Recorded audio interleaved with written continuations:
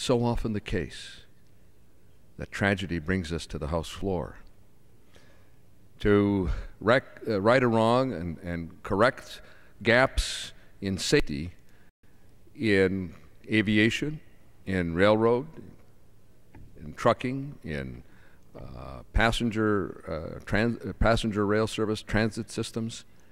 We should be ahead of the game. We should be prescriptive rather than reactive.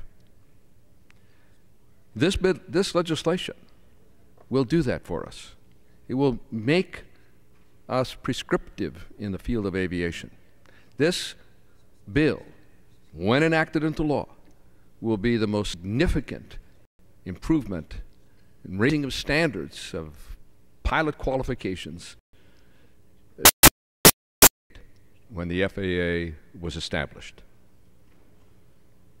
There's been a great deal of concentration of public interest in the number of hours required to serve in the flight deck in the left-hand or the right-hand seat. The bill is much more than hours served. We have a pilot need only a commercial pilot certificate, 250 hours. In some cases, only 190 hours. Well, to fly an aircraft, you need a lot more experience, a lot more flight experience. You need more aeronautical knowledge. You need weather training.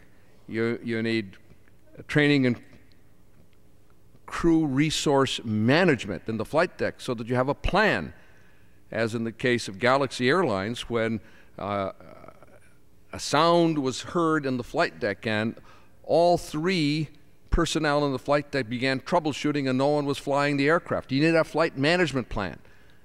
And in that case, the aircraft crashed and 93 people died. We raised the standards for the airline transport pilot certification. The pilot must have flight training, academic training, operational experience to function effectively and efficiently in an operational environment. You have to be part meteorologist, understand weather conditions. You need training for how to cope with icing, high altitude operations, multi-pilot crew, operating an aircraft under difficult conditions when, say, the autopilot is off. Those are the raised standards that we include in this legislation, including a number of recommendations from the National Transportation Safety Board, remedial training, stall and upset recovery training. You can't get that just on the ground in a simulator. You need that training at 6 and 7 miles in the air when there's no curb to pull over and look under the hood or call for help. That training has to be instilled in the pilot and the captain in command and the first officer before they get in the flight deck.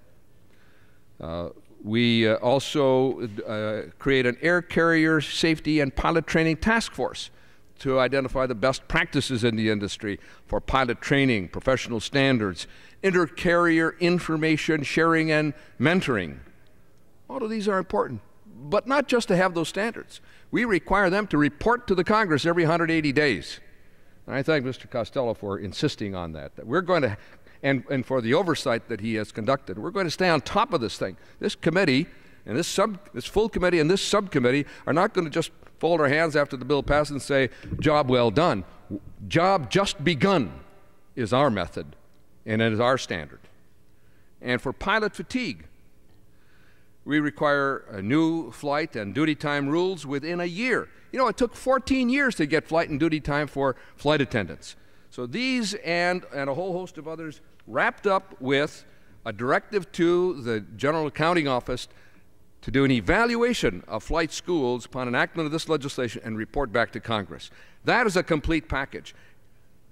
New standards, higher standards, more requirements, more oversight, reporting to the Congress, and keeping our hands on to make sure there are no more Colgan tragedies.